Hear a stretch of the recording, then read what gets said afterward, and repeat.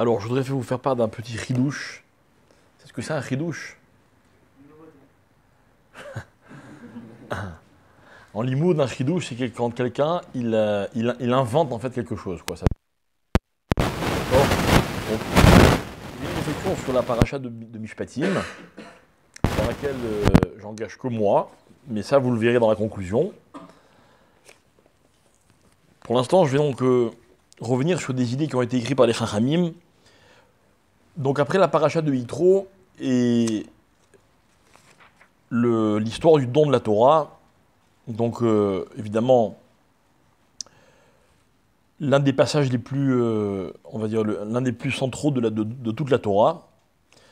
On continue avec la paracha de Mishpatim. La Torah dit comme ça, Ve'ele à Mishpatim. C'est quoi Mishpatim?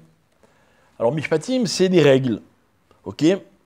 C'est quoi des règles? Dans la paracha de Yitro, on a vu les grands principes, les fondamentaux. Dans la paracha de Mishpatim, on va voir des choses qui nous donnent l'impression d'être beaucoup moins fondamentales, mais qui sont la suite de ce qu'on a appris jusqu'à maintenant. La Torah, hein? Non. Non. La Torah, elle dit comme ça. Ve'ele à Mishpatim. Rashi dit, Kol makom shenemar ele, pasal et arishonim. Rashi, il commence avec une explication grammaticale.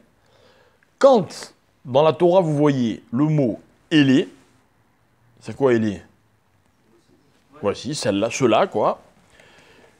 Passal et arishonim, c'est que ça n'a rien à voir avec ce qui a été dit précédemment. « Élé », c'est nouveau. D'accord ?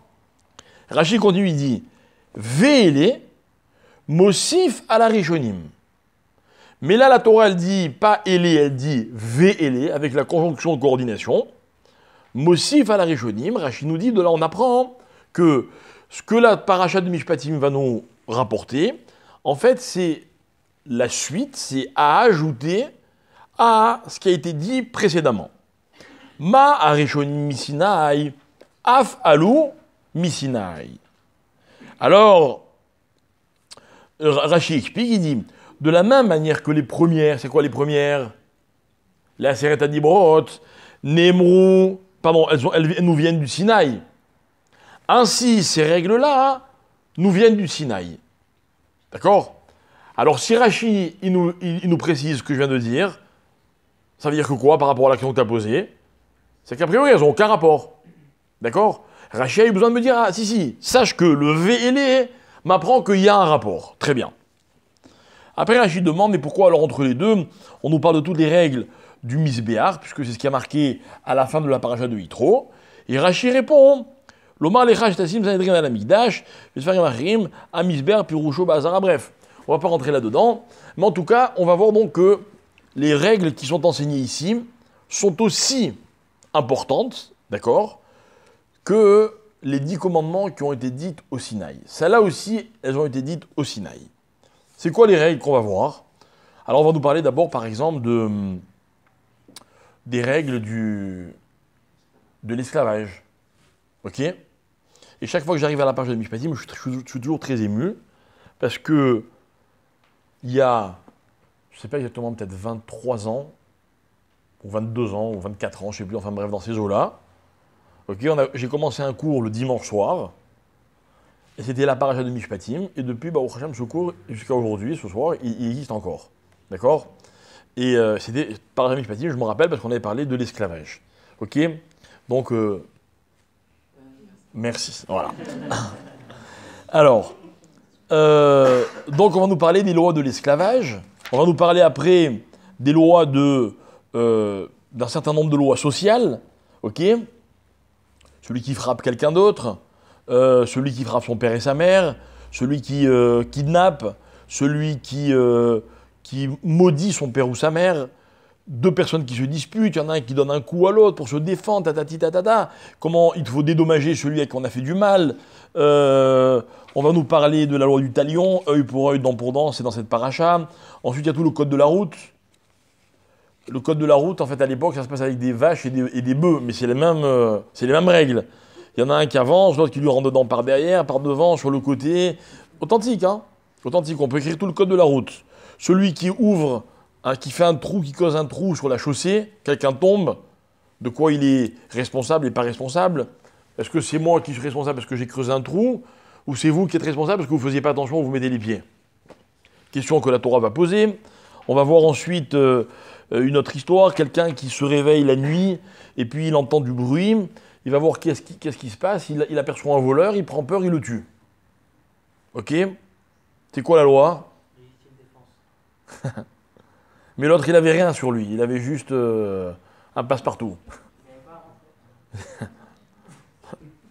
D'accord, ben la Torah, c'est ce qu'elle dit. Ok? La Torah dit on ne peut pas condamner celui qui a réagi parce qu'il a eu peur. Ok? Celui qui fait un feu chez lui, mais il y a un coup de vent et le feu il va brûler la propriété de son voisin, doit payer, doit pas payer, dans quelles circonstances? Je continue, il y en a plein comme ça. Après, il y a toutes les lois du harcèlement. C'est là qu'elles prennent leur source dans la Torah. Quelqu'un qui séduit une jeune fille. Alors on va voir si cette jeune fille, elle était vierge, pas vierge, fiancée, pas fiancée. Ça se passe dans les champs, ça se passe en ville. Il y a des tas de règles. On va nous parler des sorcières. Ou des sorciers, quoi. Hein. On va nous parler de la comment on dit? Zoophilie. D'accord? On va nous parler des règles, des égards que l'on doit à la veuve et à l'orphelin. On va nous parler des règles de prêt. Quand on prête de l'argent, il ne faut pas prendre de ribit. Comment on doit se comporter vis-à-vis de quelqu'un qui n'a pas de quoi nous rembourser, etc. On va nous raconter, on va nous donner la règle de la majorité. Vous savez que dans la Torah, il n'y a pas de démocratie, mais il y a une majorité. On va nous parler de cette règle selon laquelle si je vois l'âne de mon prochain qui ploie sous la charge, mais qu'au même moment j'ai l'âne de mon ami et l'âne de mon ennemi, qui je dois aider en premier? Mais je sais, vous connaissez la réponse. Ensuite, on va nous parler du mensonge. La Torah ne va pas dire que le mensonge est interdit, qu'est-ce qu'elle va dire? Il faut s'éloigner du mensonge, c'est encore pire que l'interdiction. C'est pas seulement que je ne dois pas mentir, je dois m'éloigner de tout ce qui est mensonge. Eh ben tu pensais. La Torah va nous parler comment on dit, des pots de vin, en nous disant que personne ne peut résister. La Torah va nous parler de la Shevit, de la Shemitah, l'année de Jacher. Ok? Et j'en passe, d'accord? Et j'en passe. Et à la fin de tout cela, la Torah revient sur l'histoire du mont Sinaï. Et elle dit comme ça. Ve'el Moshe Amar Ale El Hashem. Et à Moshe, il a dit, monte vers Hachem. Et Moshe va, accompagné de Aaron, Nadav, Avihu, les 70 anciens. Ok? Il l'accompagne jusqu'à la montagne. Arrivé à la montagne, Moshe continue tout seul. Et il monte recevoir la Torah. Ok?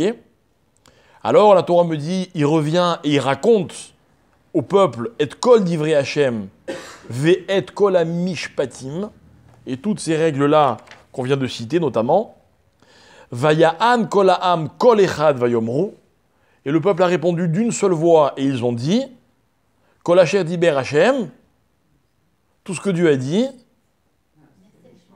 et non, c'est point, ok? Là ils disent pas encore Nishma.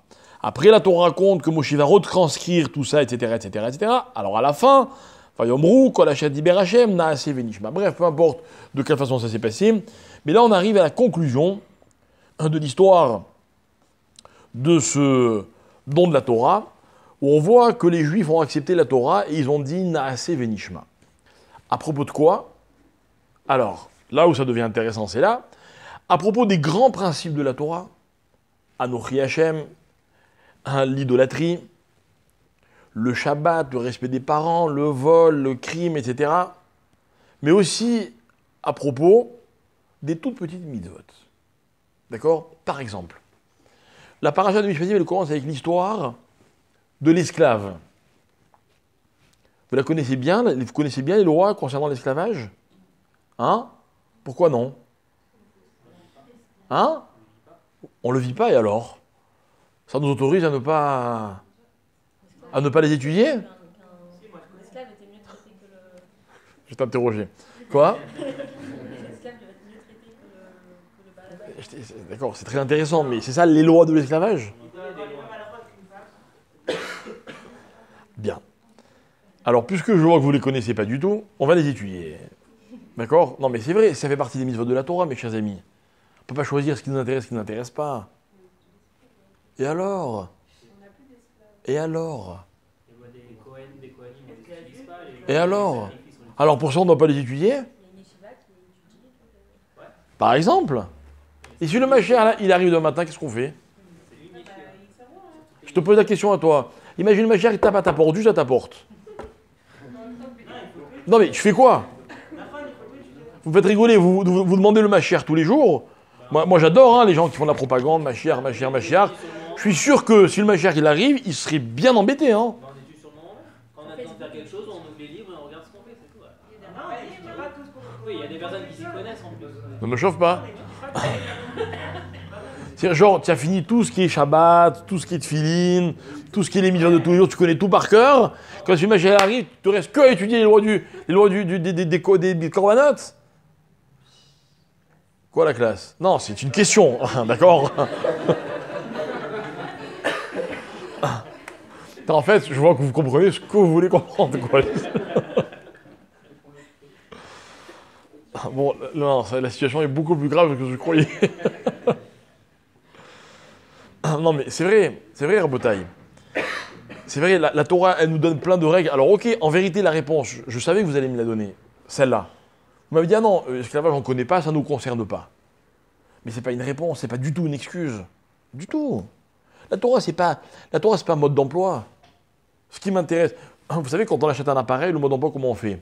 On fait, c'est pas besoin. Ah, là, il y a la question qui m'intéresse, je m'arrête. Bon, ok. Si vous arrivez à vous servir de vos appareils en faisant comme ça, il n'y a pas de problème. Ok? Il y a de plus en plus de modes d'emploi qui sont marqués que en chinois et encore en une autre langue. On ne sait même pas laquelle c'est. D'accord? Ok, on arrive, on connaît. Il faut y a un bouton, machin, etc. L'épi, le truc. Ok. Mais la Torah, c'est pas ça. Mi Elea Mishpatim. Regardez ce qu'il a dit Rashi. Marishonim Misinai, Af Elo Misinai. Il n'y a pas de mitzvah plus importante et de mitzvah moins importante. Il n'y a pas. Et puis en fait, mieux que ça, je vais vous démontrer que dans chaque mitzvah, il y a un lien et il y a une leçon à prendre qui nous concerne. Et je vais vous dire quelque chose, Rabotai, c'est que chaque mitzvah qu'on n'étudie pas, ok, c'est une perception et une compréhension en moins de la Torah. Et ne croyez pas que ceux qui étudient dans les yeshivot dont vous avez parlé tout à l'heure, Kochim et Tarot, c'est-à-dire tout ce qui concerne les corbanotes, etc., c'est qu'au cas où le Mashiach y vient ou quand il va venir qu'on sache. Pas du tout. Pas du tout. Parce que celui qui n'a pas étudié Kochim et Tarot, il ne sait pas ce que c'est la Kedusha. Alors il y a des gens, il ne faut pas s'étonner, si quand on les voit, ils n'ont pas l'air très kadosh, quoi. Vous voyez ce que je veux dire? Ils ne savent pas ce que c'est la Kedusha. Maintenant, vous savez ce que c'est les lois des Avadim, hein? Des serviteurs? Vous ne savez pas? Vous savez pourquoi vous ne savez pas? Parce que vous ne savez ni ce que c'est être esclave, ni ce que c'est qu'être libre. Ben oui, c'est ça le problème. Ah, vous croyez que vous savez ce que c'est la liberté, mais la liberté selon la Torah, c'est autre chose. Alors je m'en vais vous l'expliquer. Et je vais prendre la première mitzvah de cette paracha, et je vais essayer de vous démontrer, entre autres, qu'est-ce que cette halakha, elle nous ouvre comme perspective. Et je vous raconte. Qui tikne Eved Ivri? Lorsque tu achèteras un Eved Ivri, ça veut dire on parle d'un serviteur qui est juif. D'accord? Alors, Rachid dit, attention, qui tikne, c'est pas qu'on allait au marché s'acheter un Eved. D'accord? C'est pas comme ça que ça marchait. En tout cas, pas avec un Eved juif. Mais quoi? En fait, c'est le Beddin qui condamnait quelqu'un à être Eved. Comment ça se passait? Le cas le plus connu, c'est quelqu'un qui avait volé, il se fait attraper, et il n'a pas de quoi rembourser. Bon, ben très bien, alors puisqu'il n'a pas de quoi rembourser, tu vas travailler pour celui à qui tu as volé. Ok? Donc, toi, tu as acquis un Eved Ivri. Ben, tu l'as acquis difficilement, parce qu'il t'a volé. La Torah, elle dit, Shesh Anim Yavod, ou Bachevi Tietze Lachov Shichinam. Il travaillera 6 ans, et la 7e année, il sortira gratuitement vers sa liberté. Ça veut dire quoi? Comprenons. Si ce qu'il a volé, ça vaut 1 an de travail, il ne va pas travailler 6 ans. Mais au maximum, il va travailler 6 ans. C'est-à-dire qu'un Eved qui a volé quelque chose qui vaut beaucoup d'argent, ça se passe juste après la Shemitah. D'accord? Il va travailler 6 ans, la 7e année, il va sortir. D'autres disent pas du tout, ça n'a rien à voir. Quelle que soit l'année où il commence, il travaille 6 ans. Bref, peu importe. Ça, c'est des marloquettes après, au niveau halakha. Ce qui m'intéresse, c'est quoi? C'est qu'au maximum, au bout de 7 ans, 6 ans, quoi, 7e année, il est libre. Très bien. Donc la Torah continue. Im begapo yavo, begapo yetse. Si, lorsqu'il a été engagé comme Eved, il était tout seul, ben, il ressort tout seul.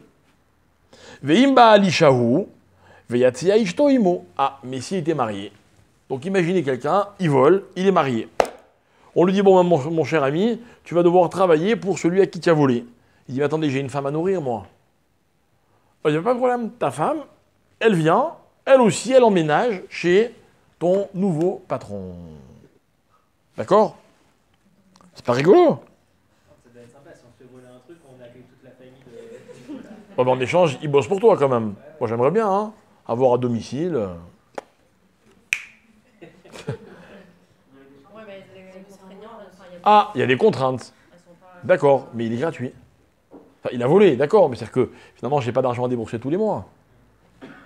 Bref, le propriétaire, il y trouve aussi son compte. Il a des égards, hein, ça c'est clair. On ne va pas y revenir, on a déjà fait un cours, même plusieurs sur ça. Le problème n'est pas là. Mais il travaille. Bref, on n'est plus au travail, on est au bout. On arrive à la 7e année. Il ressort tout seul s'il était tout seul.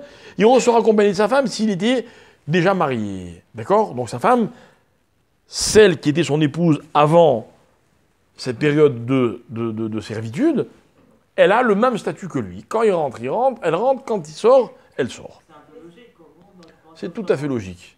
Comment on aurait pu penser autrement? C'est logique. La femme aussi était belle. Alors, la femme, elle a aussi des devoirs. Elle a aussi des devoirs, ok? C'est compliqué, je vais vous dire, c'est pas ça que je veux étudier avec vous maintenant.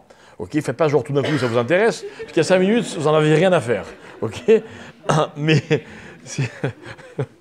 si on rentre dans les halachot de Eved, pas Eved, comment on dit, Chifra ou pas Chifra, c'est très compliqué. Il y a énormément de lois de la propriété qui sont définies dans ce contexte-là. Le Eved, ce qu'il y a de plus difficile pour le Eved, beaucoup plus que le travail, c'est la propriété. Il n'a pas de propriété, le Eved. D'accord? C'est-à-dire qu'il trouve un billet de 10 pièces de 10 shekels, elle n'est pas à lui. Il ne peut pas posséder. C'est d'ailleurs pour ça qu'il est Eved, parce que s'il possédait, ben on l'aurait pris pour rembourser. Donc il n'a rien. Donc sa femme, c'est pareil. Sa femme, qu'est-ce qu'elle va faire toute la journée? Elle va travailler, mais ce qu'elle va travailler, c'est pour qui? Pareil, c'est pour le maître. D'accord? Parce que le foyer n'a pas de possession. Bref, la Torah continue. Im adonav itenlo isha. Alors maintenant, dans un cas où son maître lui donne une femme. Ok? C'est quoi cette femme? C'est quoi cette femme? Alors, Rachid explique ici. En fait, on apprend de là que quoi? Que le maître, il a le droit de lui donner une servante qui n'est pas juive, Shifra Kenaanite. Et quel est l'intérêt du maître? D'avoir des enfants. Et que ces enfants, ils aient un statut de Eved à vie. Voilà. Ok? Et là d'ailleurs, comme c'est Shifra Kenaanite, après, c'est pas les mêmes règles. Bref. Ok? Alors la Torah, elle continue, elle dit, entre parenthèses, une femme qui a volé et qui ne peut pas rembourser, qu'est-ce qui passe? Hein? Non, elle n'a pas de mari. Sinon, il n'y a pas... Pareil, combien de temps? Voilà, jusqu'à 6 ans, comme l'homme. Shifra Kenaanite, c'est pas pareil. Shifra Kenaanite, c'est-à-dire que les règles de la Torah, c'est qu'on pouvait acheter un Eved Kenaani ou une Shifra Kenaanite, ce n'étaient pas des juifs, et à ce moment-là, c'était une possession à vie. Ok? Et après, à ce moment-là, les lois sont complètement différentes. Donc lui, son maître lui a donné une femme. Veyaledalo bani mobanot. Et elle lui a enfanté des garçons et des filles. À qui, lui? Au maître. D'accord? Aïcha viladeati la donea, veo yetse begapo. La femme et les enfants restent au maître, et lui, au terme de ses 6 ans, il ressort tout seul.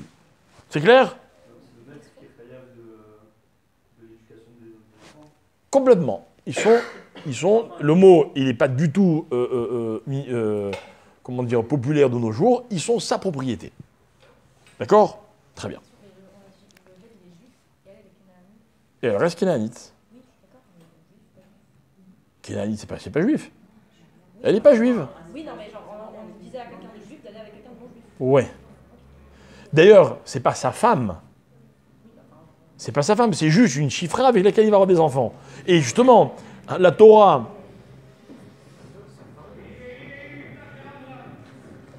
Ma chère qui arrive. La Torah, elle nous apprend que c'est un statut particulier, que dans ce cas-là, le maître, il a le droit de dire au évêque, je veux que tu aies des enfants avec cette femme. C'est un cas unique. D'accord? Il n'a pas de refuser. Ok? Maintenant, il travaille 6 ans. Entre-temps, on lui a donné une chifra. Ils ont eu des enfants. Au bout des 6 ans, le Eved, il dit Veim amor yomar Eved, aafti et adoni. Je me suis attaché à mon maître. Et ishti, Ve'ed banaï, ma femme, mes enfants. Bon, ok, c'est pas tout à fait sa femme. Mais en tout cas, il la considère comme telle. Lo etse chofshi. J'ai pas envie de retrouver ma liberté. Ok? Vraiment, il est bien là.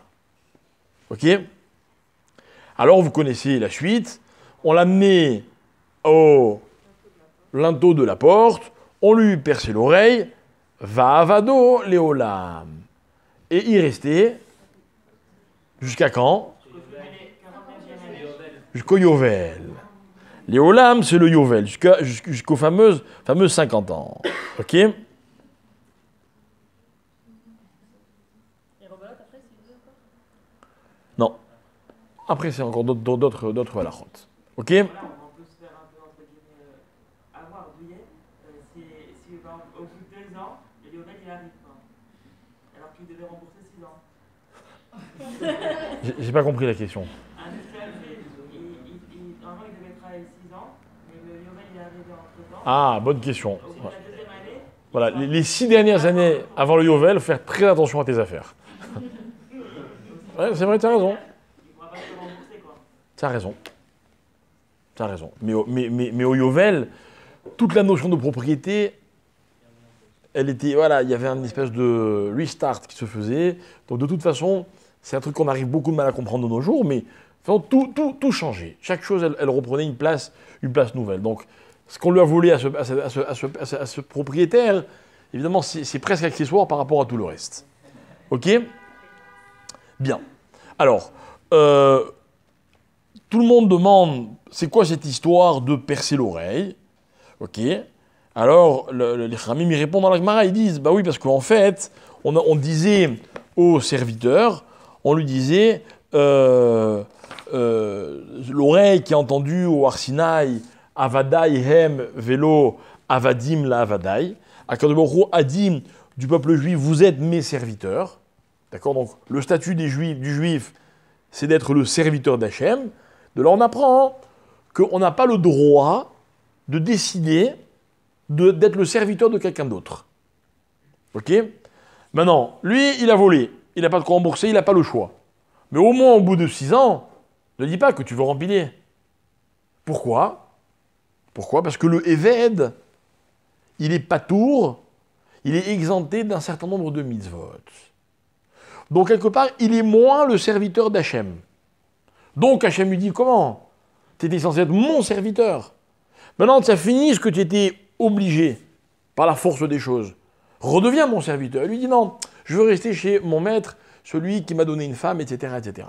Donc, on lui perce l'oreille. C'est un thème bifneatzmo. C'est pas celui qu'on va étudier ce soir. Donc, si la question elle concerne l'oreille... Non, pas l'oreille, Ah. mais si la Torah elle interdit d'être. Pourquoi la Torah elle permet ce cas-là d'être ravi, on lui pense, etc. Alors c'est ce qu'on va essayer d'expliquer. Ok, c'est quoi cette histoire de permission alors que normalement ça devrait être interdit? Ok. Alors,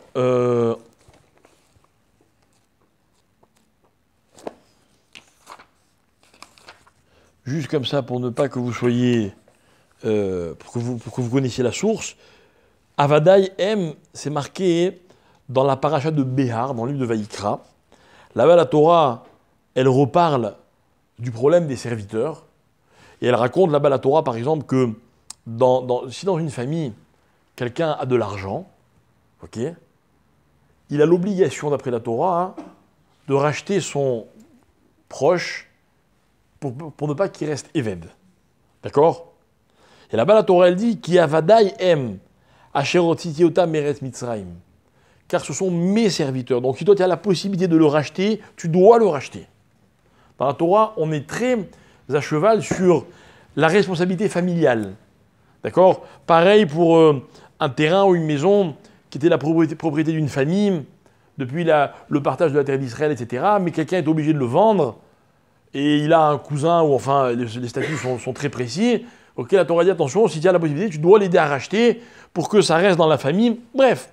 Et c'est là-bas que la Torah dit, car ce sont mes serviteurs.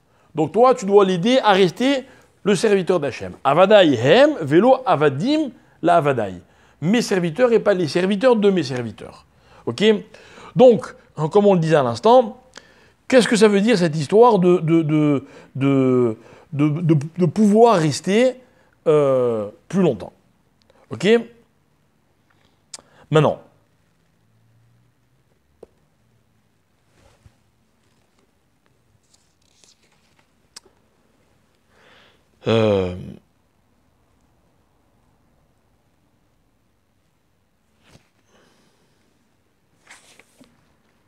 Maintenant, on nous raconte également que, je reviens sur un point qu'on avait étudié à l'instant, vous m'avez d'ailleurs posé la question, on dit comme ça, normalement un juif, est-ce qu'il a le droit d'épouser ou même d'avoir une relation avec une non-juive?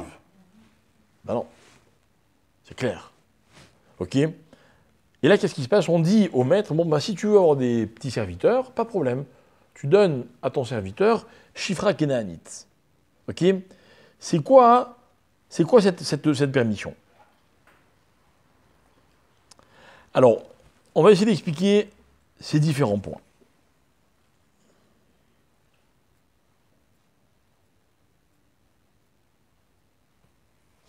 Bien.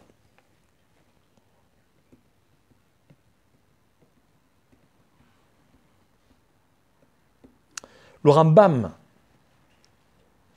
dans les halachot qui concernent les avadim, il explique quelque chose d'intéressant.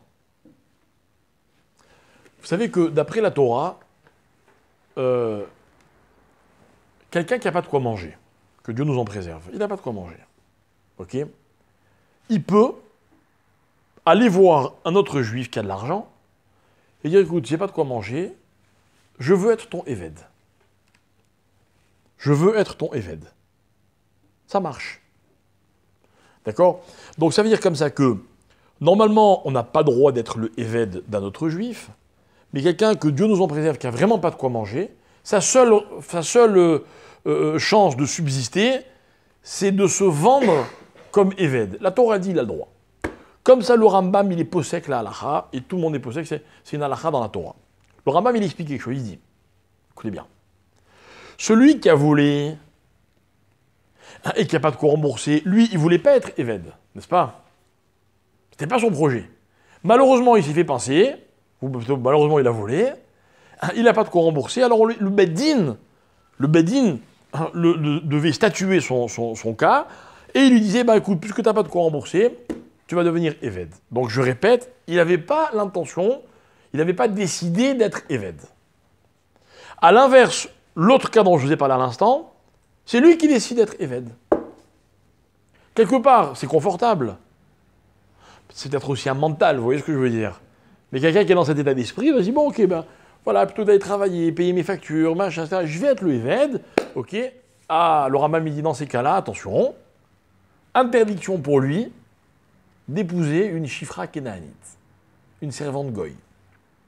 Donc, lorsque la Torah dit que le serviteur allait avoir une femme et des enfants avec une Shifra Kénaanite, c'est seulement le serviteur qui n'a pas choisi d'être serviteur, d'être évêque. Mais le juif qui a choisi d'être évêque, lui, il n'a pas le droit d'avoir une Shifra Kénaanite. Pourquoi? Parce que c'est assourd. On n'a pas le droit de se marier avec une Goya. Ok? Alors pourquoi on permet à l'autre? Quoi? Bizarre, hein? Comment? Ben, l'autre aussi est son esclave aussi. C'est les mêmes règles. C'est les mêmes règles. Et alors? Alors parce qu'il est puni, tu lui rajoutes une avéra? Mais je suis d'accord avec toi. C'est pour ça qu'on le condamne à être évêque. Mais pourquoi tu lui fais faire quelque chose qui est interdit normalement pour un juif? Quel rapport? Voilà, parce que je dis, tu sais quoi, ben, toi tu n'as pas le droit de faire Shabbat. Mais aucun rapport.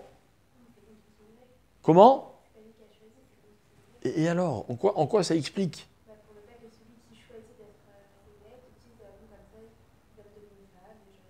Alors ça, je comprends. Et j'ai même pas besoin de la raison que tu me donnes, puisque la Torah elle interdit à un juif d'épouser une Goya. Mais ma question, elle n'est pas sur l'autre cas.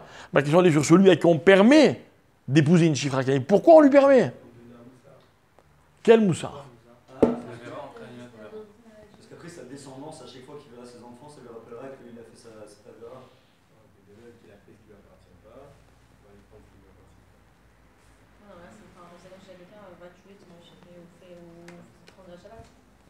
Bon. Alors écoutez bien. Il y a une règle que la Gemara elle rapporte dans Sota au nom de Rabbi Yochanan. Rabbi Yochanan il dit comme ça. Amar Rabbi Yochanan, Shlosha, Shlosha chinot hen. C'est ce que c'est des chinot? Chinot, c'est le pluriel de chen. Chen, c'est la grâce. C'est ce que c'est la grâce?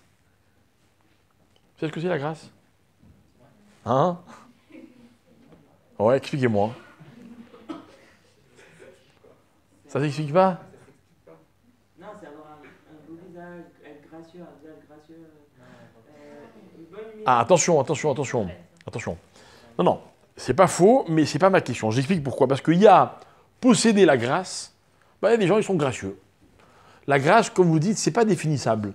Il y a des gens, ils sont moches, pas spécialement intelligents, mais ils sont tellement gracieux. Ok? Il y a la grâce dans le sens plutôt grâce présidentielle.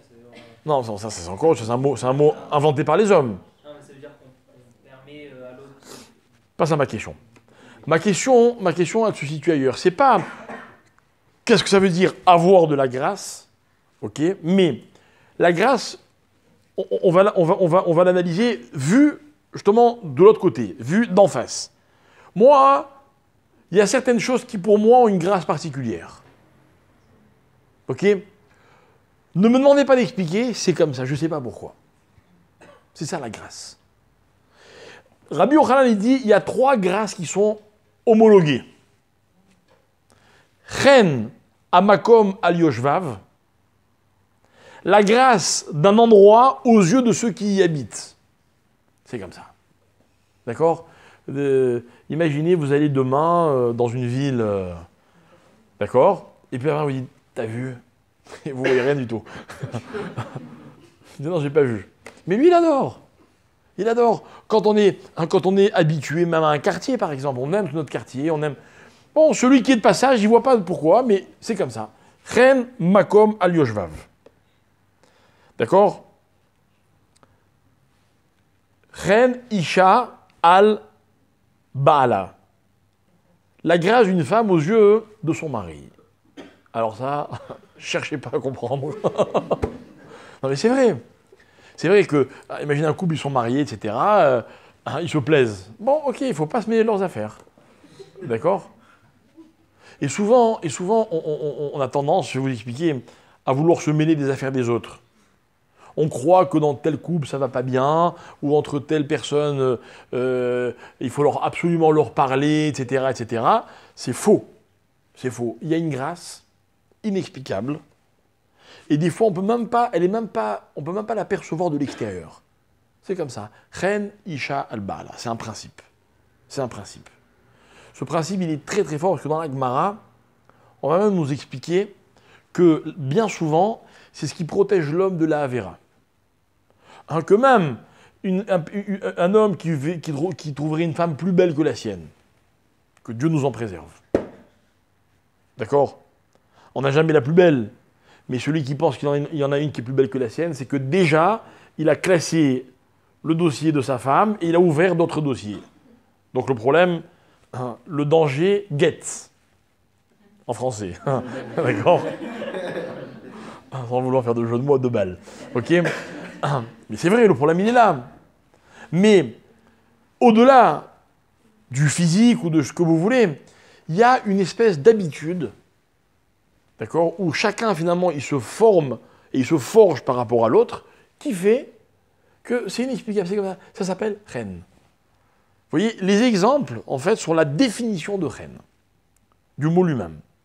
Et troisième grâce dont parle Rabbi Yochanan, reine mekar al lokro. Mekar al lokro, c'est que vous achetez quelque chose, ok, hein, vous trouvez que c'est le meilleur objet qui existe. Par exemple, parler à un homme de sa voiture, ok, et il est convaincu que c'est la meilleure. Non, il sait qu'il y en a des meilleures sur le marché, mais la sienne, elle a quelque chose de spécial. Par exemple, quand quelqu'un, il a acheté une voiture et que vous lui dites, tu sais quoi, hein, je voudrais m'acheter une voiture, j'hésite, sûr, il vous conseille la sienne. C'est bien, tant mieux, c'est comme ça. Quand on achète un objet, un mécart, un objet, cet objet, tout d'un coup, il trouve grâce à nos yeux, aux yeux de celui qui le possède. Ok? Et moi, j'avais raconté un jour une histoire qu'on m'a racontée. Il y a un monsieur que je connais bien qui s'appelle M. Besnainou. Je ne sais pas si vous avez entendu parler. Il était président du Fonds social à Paris. Bref, il a fait plusieurs choses dans sa vie au niveau communautaire. Et à un moment, il avait pris sur lui une mitzvah. Et comme il est tunisien, il allait en Tunisie et il essayait de convaincre les familles tunisiennes de faire la Aliyah. D'accord? Et il les aidait à tous les niveaux pour que cette Aliyah soit possible. Et il me raconte qu'un jour, il rentre chez une famille, vous voyez, il faisait des enquêtes, etc. Il arrivait, il tapait à la porte, il débarquait direct, hein, pas... Hein, donc un jour, il débarque dans une famille, il me dit une maison vraiment, vraiment très très simple. Il me dit, un exemple, il y avait un frigidaire, vieux de, je sais pas, de Mathusalem, fermé avec une corde. Vous voyez, tellement le frigidaire, il ne fermait pas. Et dans la maison, il n'y avait rien. Vraiment une simplicité extrême. Et il s'assoit, il commence à parler, etc. Et il dit, écoute, ton avenir de tes enfants, tatati, tatata, Israël, viens, on va t'aider, tatati. Et à un moment, il a posé une question magnifique. Il lui dit, mais comment je fais avec tout ça? D'accord? Et lui, il m'a dit, j'ai pris une leçon terrible. Tout ça, c'était quoi? C'était rien. C'était un frigidaire vieux, des lits vieux, une armoire vieille. Hein. Et la réponse, elle m'a dit, elle était trop simple. Je lui dis, la réponse, c'était de lui dire, bah, on va tout racheter là-bas, t'inquiète pas. Il dit, mais j'ai réalisé qu'il ne fallait pas lui dire ça. Parce que ça, c'est ses affaires. Ses affaires. Dans la vie, on aime nos affaires. Hein, vous savez, les tricots un peu usés comme ça, dans lesquels on se sent bien, hein, on les aime. On les aime. Et votre mère, elle vous dit, tiens, je t'ai acheté des neufs. Non, je préfère les vieux. C'est comme ça. Bon, je ne parle pas des tricots parce que personne ne les voit, vous voyez ce que je veux dire, donc ça ne vous dérange pas. Ce qui se voit, c'est un autre problème. Mais on aime nos affaires. Reine, un mécart al lokro. Regardez comme c'est médouillac. La grâce de l'objet pour celui qui l'a acheté. Je me suis investi. J'ai fait un effort. C'est à moi. Et en fait, il y a 3 dimensions. Écoutez bien. 3 dimensions. La première, c'est Ren Makom al Yoshvav. Resituons-nous dans le contexte de la Gemara qui a été écrite il y a pas loin de 2000 ans, hein, un peu moins. À l'époque, on ne déménageait pas. On n'avait pas une promotion au bout du monde, on prenait nos affaires, on allait s'installer là-bas pour un certain nombre d'années, puis après on se redéplaçait, on redéménageait. Non. À l'époque, les gens, ils naissaient, ils grandissaient, ils vieillissaient et ils mouraient au même endroit, pour la plupart des gens. N'est-ce pas? C'est-à-dire que le Makom, c'est quoi? Le Makom, c'est l'environnement dans lequel j'ai toujours vécu. Ok, donc Ren Makom al Yoshvav. C'est une première dimension. Normal. Je connais que ça. C'est l'escargot et la feuille de laitue. D'accord? Ensuite, il y a Ren Isha al Bala. C'est quoi Ren Isha al Bala? Par définition, un conjoint, c'est pas quelqu'un que j'ai toujours connu. Le conjoint, Mon conjoint, c'est pas moi. D'ailleurs, avec un conjoint, on a des moments magnifiques, on a aussi des moments de tension. Il y a des choses qu'on aime chez l'autre et qu'on aime moins, hein. Vous allez voir, hein. Faites pas d'illusions. Et tout ça, ça se construit. Il y a des choses qui restent. Mais, justement, avec le temps, avec les expériences que l'on partage, quand on se rend compte que finalement, on est les meilleurs alliés, quoi qu'il arrive, alors on finit par se forger, je ne vais pas dire le mot habitude parce que c'est l'antithèse de ce que je vais expliquer, ou alors vous prenez que le côté noble du mot habitude. Je me suis habitué, je ne veux pas autre chose. Cette semaine, on a parlé pendant Shabbat de l'otarmo, le dernier commandement de la Torah. Dans la vie, pour ne pas envier, qu'est-ce qu'il faut? Il faut juste apprécier ce qu'on a à nous. Ça fait partie de moi. Mon conjoint, c'est pas moi, mais sans mon conjoint, je ne serai jamais moi. Et vice-versa d'ailleurs. Donc finalement, il y a une espèce d'exclusivité qui se crée, ou peut-être même que c'est l'exclusivité avec un grand E, dans un couple, qui fait que, bon, ben voilà quoi, Ren Ishal Bala. Finalement, je ne peux pas aimer quelqu'un autant que la personne avec qui j'ai fait ma vie. Et pourtant, il y a eu des années de ma vie sans elle. Mais à partir du moment où on s'est unis, ben on s'est fait l'un à l'autre. On s'est fait l'un à l'autre. Alors, la Gemara dit, Ren Ishal Bala. Mais après, il y a une troisième dimension. Ren Mekar al-Lokro. C'est quoi? C'est un objet. C'est un objet. Vous savez, moi, un jour, parce qu'on a parlé de voiture, petit exemple, hein, il vaut ce qu'il vaut. Hein, on m'a volé une voiture, moi. On m'a volé une voiture. Bon, on l'a retrouvée quelques minutes. Hein, maman, c'est une question de minutes. Hein, après, mais elle était irrécupérable. Ils me l'ont désossée en quelques minutes. Ils ont pris tout ce qui avait de la valeur. Je ne parle pas dans la voiture, dans le moteur, dans les pièces, machin, etc. Bref, c'est des gangs, ok. Donc la voiture, elle est partie en épave. Et moi, je me rappelle, j'avais dit à mon père, j'avais dit, j'ai de la peine quand même. Hein. Il m'avait dit, ah bon, pourquoi? Et je lui ai dit, non, je sais pas tout ce qu'on a fait avec cette voiture. C'est vrai, j'avais énormément de souvenirs d'Afka avec mon père. Notamment, je me rappelle qu'on avait fait monter des rabbinimes dans cette voiture. Bref, il m'avait dit comme ça, il m'avait dit, mais mon fils, un objet, il est fait pour être changé. C'est le propre d'un objet.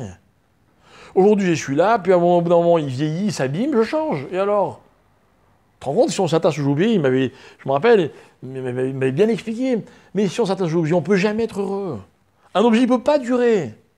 Ah, alors qu'est-ce qu'elle me dit la Gemara? Ren Mekar al-Lokro. Et la Gemara, elle n'a pas dit Ren Mekar al-Baalav. La grâce de l'objet sur celui qui le possède. Non, ça c'est faux. On n'aime pas les choses parce qu'on les possède. Il y a quelques jours, j'étais dans une maison dans laquelle je vais souvent, peu importe, que je connais bien, et je me suis rendu compte que depuis, je sais pas moi, 20 ans que je connais cette maison, d'accord, elle n'a jamais changé. Les tableaux, c'est les mêmes. Nickel, hein, tout est propre, c'est pas qu'il y a de la poussière. Hein. Mais je me dis, bon voilà, ils sont vraiment attachés à ce tableau, bon, à mes yeux, il n'y a rien de spécial. Les mêmes photos de la famille, de l'oncle, du cousin, de machin, etc. En général, elles sont plus de ce monde, d'accord. Bon, ok.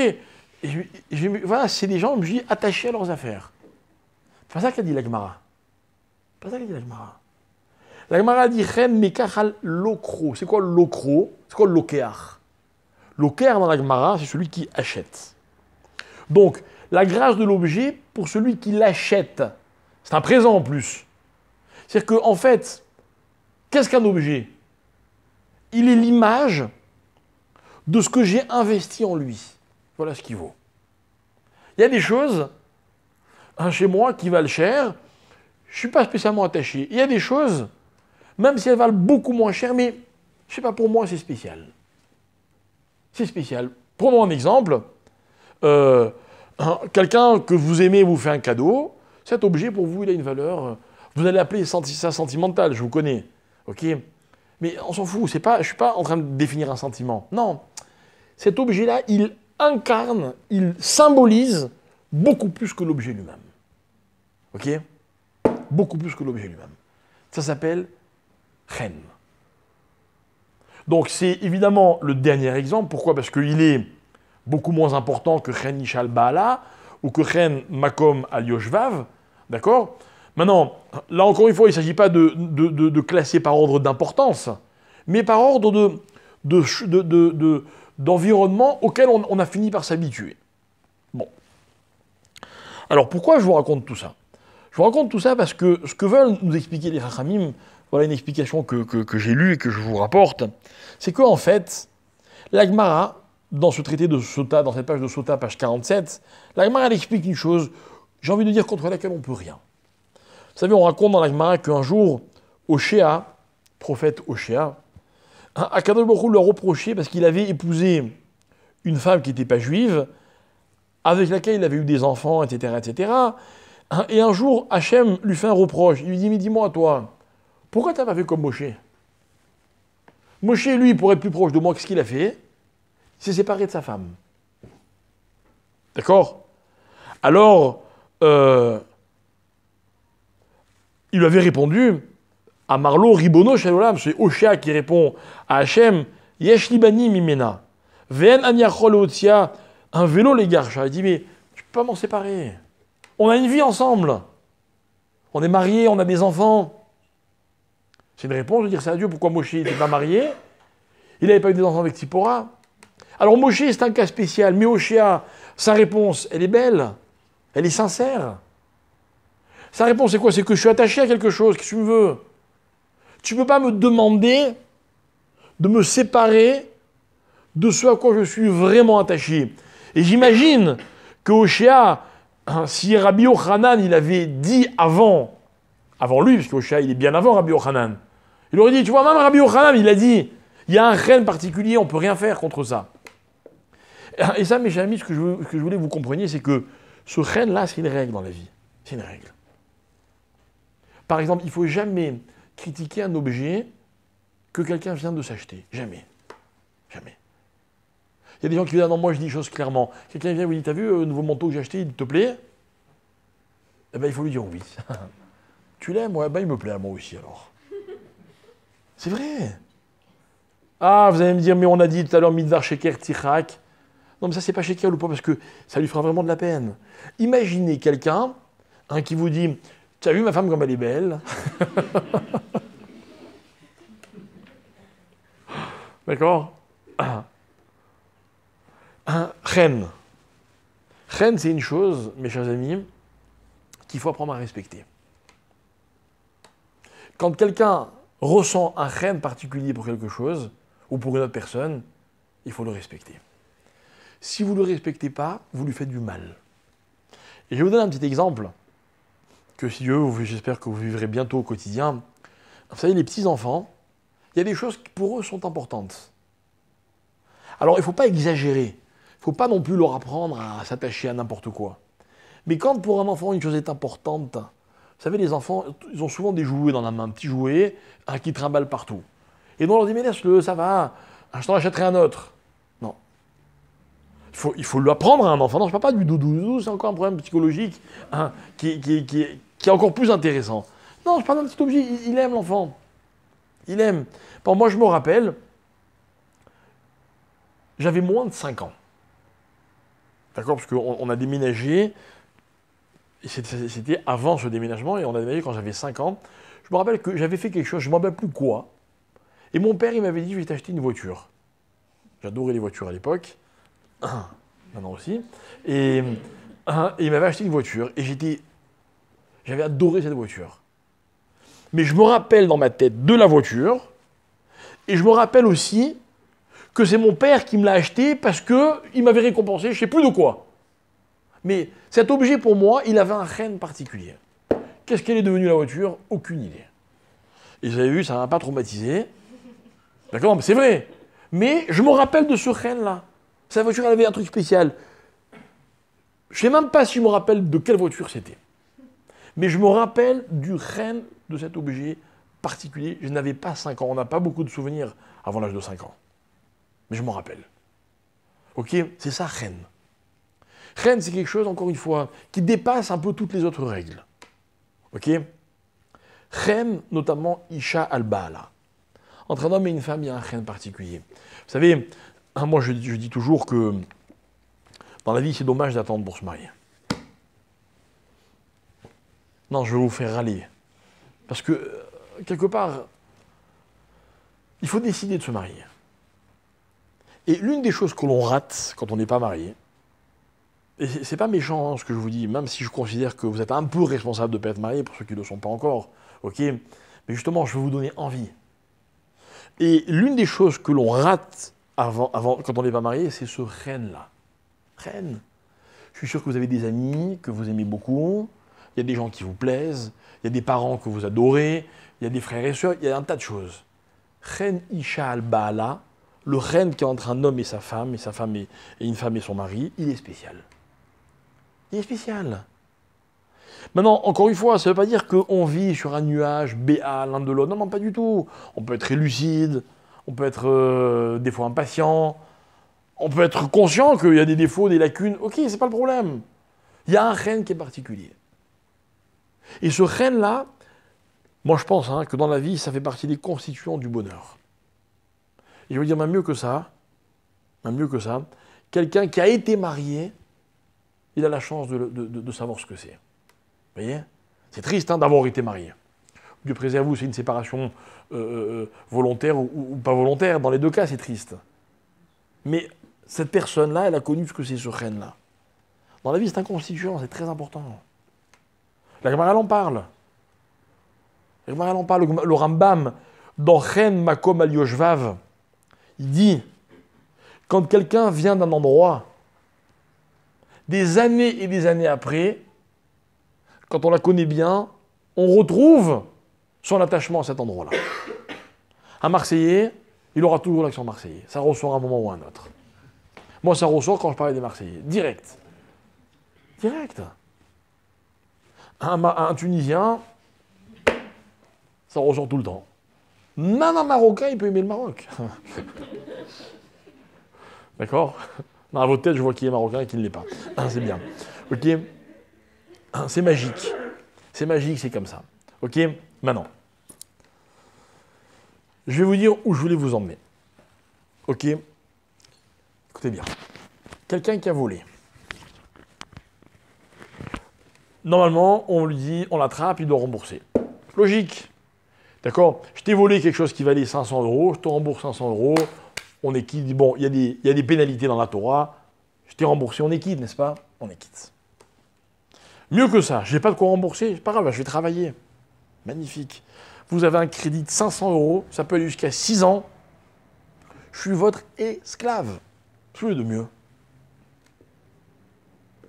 La Gemara dit, ok, admettons que celui qui a été volé retrouve ce qu'on lui a pris, la valeur de ce qu'on lui a pris. Mais il y a deux problèmes. C'est que celui à qui on a volé, peut-être qu'il était attaché à cet objet, et ça, on ne pourra jamais lui rendre.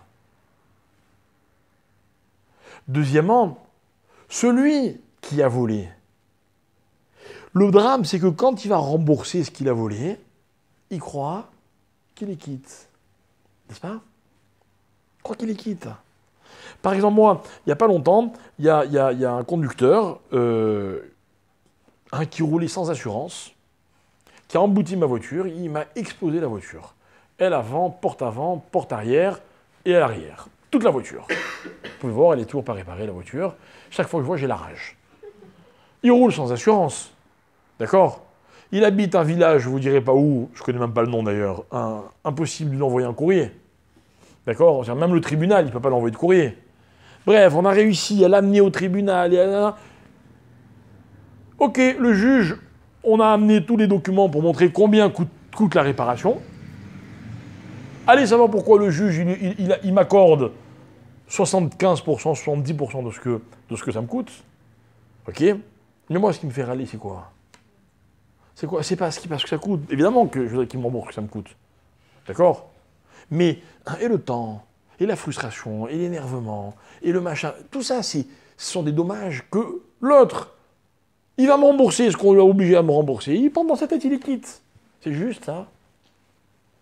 Mais quelque part, il y a une injustice qui ne pourra jamais être rétablie, n'est-ce pas? Jamais. Celui qui vole un objet à quelqu'un, quelqu'un il était attaché à cet objet, parce qu'il l'a remboursé, il est quitte. Alors écoutez bien. C'est la même chose quand on rend au service de l'argent. C'est ce que je dis. Non, c'est-à-dire qu'on le rend en tant qu'esclave ou qu'on le rend en tant qu'argent, ça va. Alors, si encore tu as les moyens de rembourser, à la limite, ok. Ça change rien. Si. Si, parce qu'au moins, il n'y a pas de préjudice financier. Non, mais si on est attaché à l'objet, quelle que soit la façon dont on rembourse, ça ne changera rien. Écoute, je répète. Celui qui a volé 1000, il a les moyens, il rembourse 1000. Au moins, j'ai plus de préjudice. D'accord, t'as raison, la frustration, la peine, ceci, d'accord. Ça, on peut rien faire. On peut pas chiffrer. Il y a des choses qu'on peut chiffrer, parce que tout à l'heure, je vous ai dit, il y a une pénalité dans le vol. Vous savez qu'un voleur qui se fait attraper ne paye pas la même pénalité que celui qui s'est dénoncé tout seul. En fonction des objets qu'il vole, il y a des pénalités différentes, donc on ne va pas rentrer là-dedans. Mais quelqu'un qui n'a pas de quoi rembourser, on lui demande d'être esclave. Le type, il met 6 ans à me rembourser d'une façon, mais qui ne me rend pas ce qu'on m'a enlevé. Il me le remplace. Alors écoutez bien. Vous savez ce qu'a dit la Torah? Elle dit, ben, vous savez quoi, celui-là, on va lui demander de rembourser, par exemple, aussi en ayant, avec une servante non juive, des enfants. Tout à l'heure, vous avez dit, ah, le kiff, il obtient des esclaves.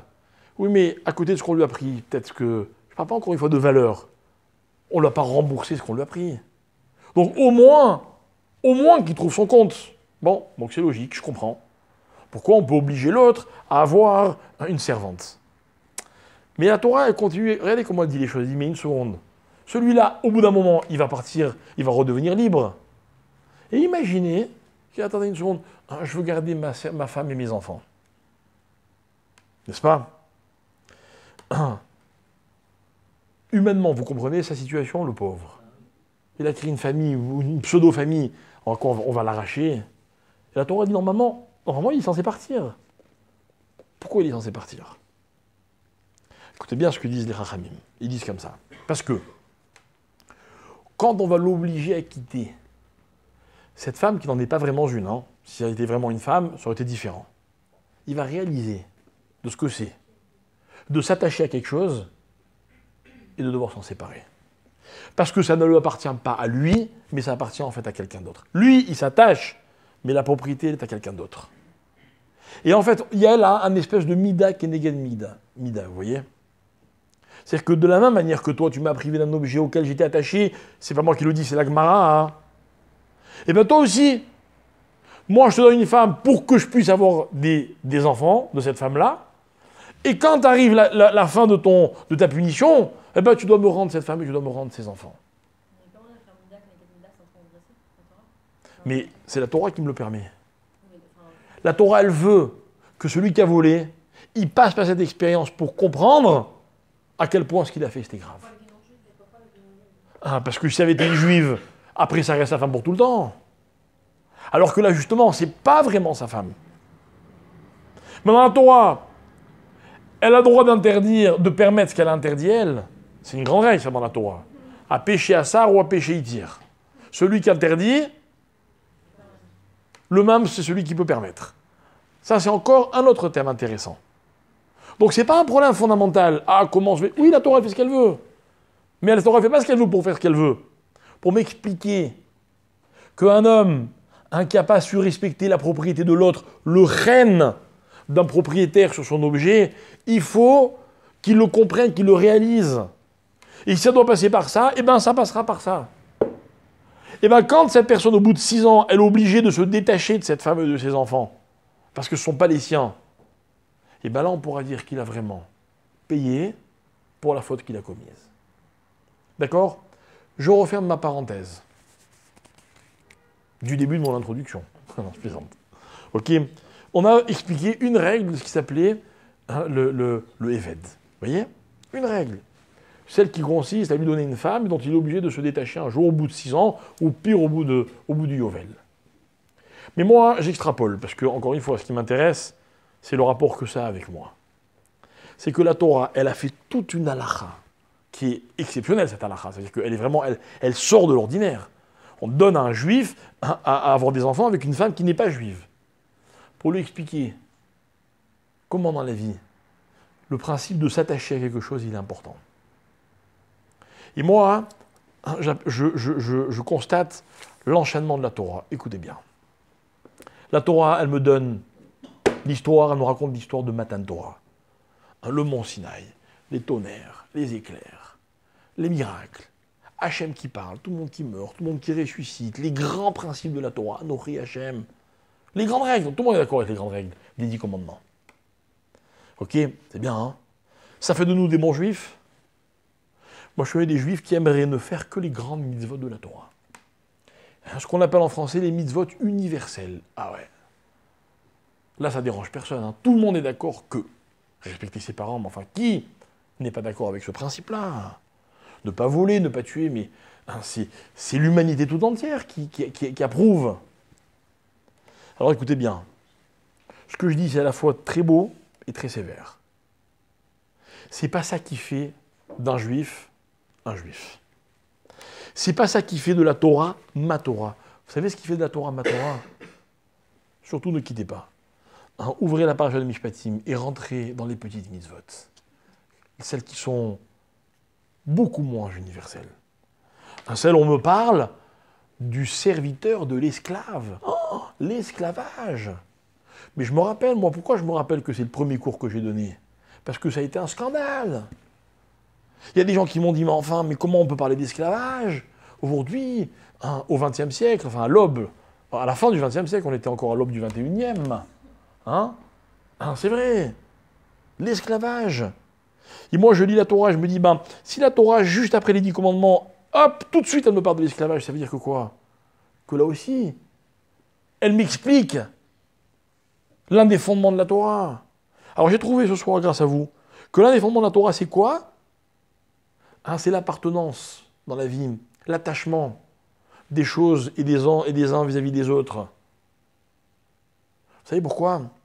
Parce que ce que veut la Torah quand Hachem nous la donne, c'est pas qu'on l'étudie seulement, c'est pas qu'on l'entende, c'est pas qu'on approuve. Elle veut que la Torah devienne la Torah de chaque juif. Et moi, je vais vous dire quelque chose, mes amis, je vous pose une question à laquelle, évidemment, vous n'allez pas répondre, et moi non plus. Hein, c'est que tous les jours, quand vous faites les mitzvot, et que vous terminez une mitzvah, posez-vous une seule question. Est-ce que grâce à cette mitzvah, la Torah, vous sentez qu'elle est un peu plus à vous? Et je vais vous dire quelque chose, je rajoute à ce qu'a dit Rabbi Yochanan. Un reine de la Torah pour celui qui la pratique. Je suis sûr que c'est ce qu'il voulait dire Rabbi Yochanan. Mais c'est mon chidouche.